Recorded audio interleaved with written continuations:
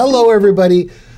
We're back. It's Cal Banyan, Cal Banyan's Hypnosis Etc. Once again, I'm with Erica Flint, and we're doing this awesome series on the stuff you really need to know when you're considering coming into our profession and becoming a hypnosis professional.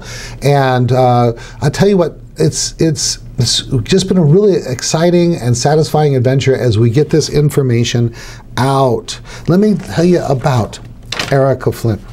And she's my first choice for being part of this series. Brenda, you know her if you've been going through our podcast. She works at our center, but Erica, she's got her own practice. Erica Flint is an award-winning, board-certified hypnosis professional or consulting hypnotist by the National Guild of Hypnotists. She is also one of the few accredited trainers in the United States. She was the first on the West Coast, certainly the first in Washington. So she's an accredited certified professional hypnosis instructor, seeing clients and teaching out of her office in Bellingham, Washington. She's a rising star in the profession. She's spoken at the National Guild of Hypnotists Convention, and she's speaking at the National Guild of Hypnotists Solid Gold Weekend in Las Vegas. She's also co-host with me, as you probably already know, on our world-famous Hypnosis Etc. program on calbanyan.com. How you doing, Erica? I'm doing great, Cal. Thank you very much for that lovely introduction. I'm just so happy that we're answering some of these questions that as a trainer I get all the time. So I'm really happy to be here going through this with you. Let me tell everyone about you before we get started with our topics today. Cal Banyan is the authority on hypnosis that works. And he's been in the profession for 20 years. And he's won nearly every award from the National Guild of Hypnotists, which is the oldest and largest hypnosis professional organization in the world. He's an author, he's a speaker, and he's appeared on television and radio promoting his books and promoting hypnosis. And he's a trainer of some of the best in the profession. He's also the person that experts in the field turn to for education and guidance on hypnosis. So really happy to be here today, Cal. Let me start with our next topic. How much does it cost to get started in the profession? This is a really important topic for people to understand ahead of time. So what do you think about that? Oh, I can go on and on about this. Let me keep it simple. The investment that you make in coming into this profession is very small compared to any other profession that I can think of, or even a franchise if you're going into business. If you are going to get a bachelor's degree or master's degree or PhD in clinical psychology, you are talking about years and years, maybe even decades of paying back student loans unless you're already wealthy and you can pay for it as you go. If you look at a franchise, for example, a McDonald's or even something like a Subway sandwich place, you're talking $50,000, $100,000, $200,000, $250,000, even more in some circumstances. You can get into our profession for a few $1,000s. Mostly it's about finding the best trainer with the best support and then throwing your heart and soul into it. Then you can build the custom practice for you. It could be, you know, the single practitioner who sees clients all over the world over the internet. And what does that cost you? A computer and an internet connection. One of the least expensive ways to get started. Or you could do in-home work, like many other kinds of professionals, go into people's home and help them. I myself was a family therapist for Lutheran Social Services, and I went into families' homes and helped them. So it's something that professionals do. And what's the overhead on that?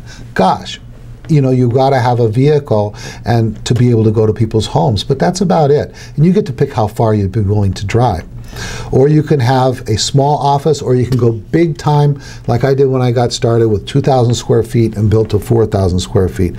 So you can start off with a shoestring budget, as Celeste Hackett says. And by the way, you can go to calbanyan.com, or you can do a Google search that, you know, for an article by Celeste Hackett really about starting off your hypnosis practice in an inexpensive way. So you can build as big as you want, as fast as you want, with whatever kind of investment you want. And one of the coolest things is, you know, after you've seen a half dozen clients, maybe more, maybe less, you can actually get back your investment on your initial training. Isn't that right, Erica? Yeah, absolutely. I mean, that for me happened, you know, I think I paid for my initial investment in the first month that I had my part-time practice, because there really is no there's really no big overhead. I mean, you mentioned a computer and an internet connection. Well, a lot of people already have that anyway. Maybe you need to buy a chair, or maybe you need to buy some office furniture, but that's not even really required. As you were talking about, you know, you could go to work in somebody's home, or you might be able to, what a lot of people do is they rent an office space. So there might be a wellness center, for example, and they start out by renting an office a couple days a week or something like that. And, you know, so the overhead is really so minimal to get started. Absolutely. Thank you. And, you know, some people, they add it to something they're already doing. If they are a massage therapist, or if they are some kind of coach or counselor or psychologist, all these people come to our training from all over the world and then add it to what they're already doing. All right, what you got next for me? How many hours of training is required to get started? You know, this is right now, the standard in the United States is 100 hours. Now you can slice and dice that different ways. Some places, like in Europe, they're going to 250 hours. But I want to tell you, there's places like in the United States that say 400 hours training. But then we've had people go through our accelerated intensive program, and they say, you know what, I learned more in the first 3 days of your course than I did in 400 hours of the other course when it comes to stuff I can really use to hypnotize people, to do depth testing, and to help real clients.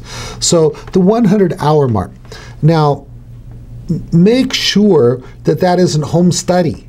You know, that's not like, okay, I'm going to meet with you at my office 25 hours and you're going to go out and do 75 hours worth of home study. No, it should be the other way around. If it's going to be split up at all, it should be like 75 hours instructor contact, and maybe and then the additional or balance in home study, reading, and that kind of thing.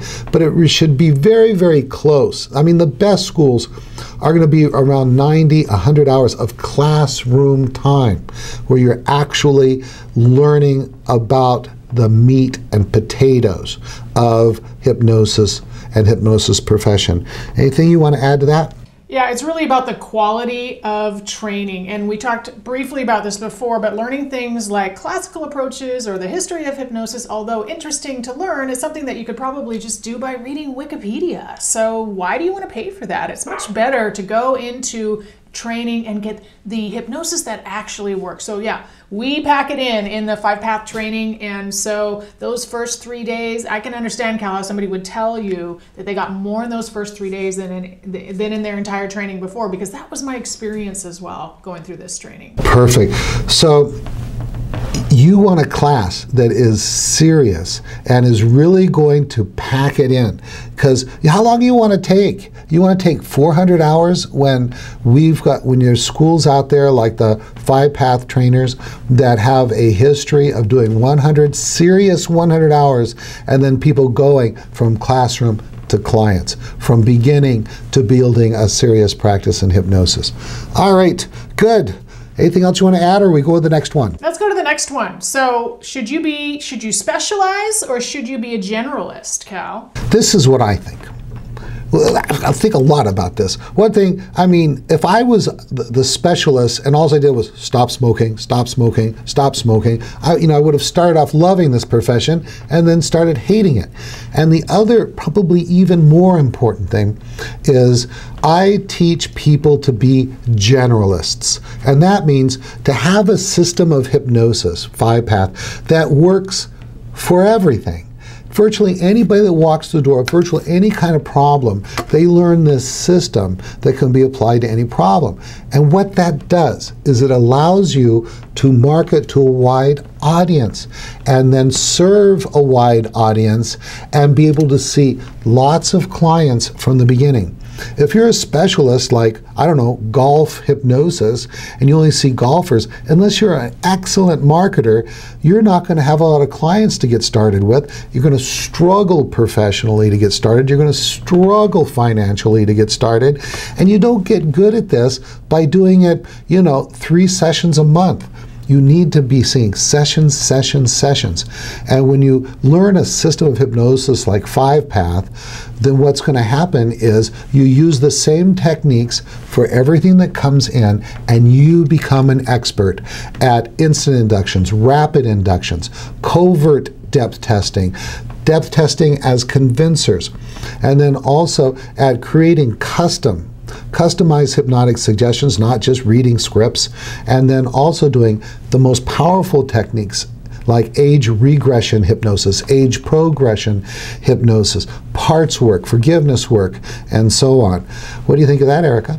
Well, I think that's great, Cal, and I followed your advice. I think that getting this, being generalized is so critical because it gives you a very good foundation of hypnosis and helping people with anything. Now, over time, you might find that you tend to start working in a particular area, but why limit yourself to begin with? Just try and help anybody that walks through your door. It's going to make you a better hypnotist too if you're not trying to specialize right away, because you're going to get that general understanding and that really strong foundation of how and why hypnosis works. That's right. I know that some hypnotists, they just have an affinity for some issues. Some people just love working with fears, other people with public speaking, other people, they have this crusade against stop smoking, other people, they just have this knack for working with children. 5-Path works for all these different things.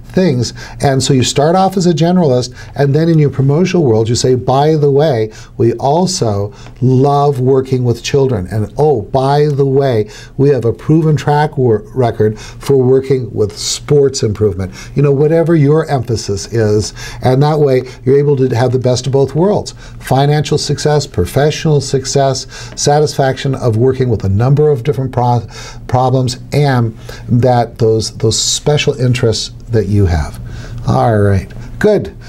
Is that it? That's it for now, yeah. Thank you everyone for joining me today, and Cal. My name is Erica Flint, and thank you for joining us for this How to Get Started as a Hypnosis Professional, this special series, and I hope to see you in the next episode.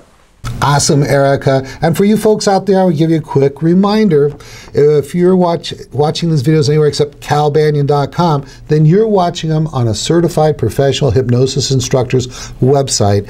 And on this website, on this page, is a link to this checklist. This is the no BS checklist of what you want to ask any instructor or school before signing up, so that you know that you get top-notch training. All right, that's it for now. I think we got at least one more episode coming up. So until we get you next time, Cal Banyan signing off. This recording is the property of Cal Banyan and the Banyan Hypnosis Center for Training and Services, Incorporated. All rights reserved, for private use only, may not be duplicated without permission. For contact information, go to www.hypnosiscenter.com.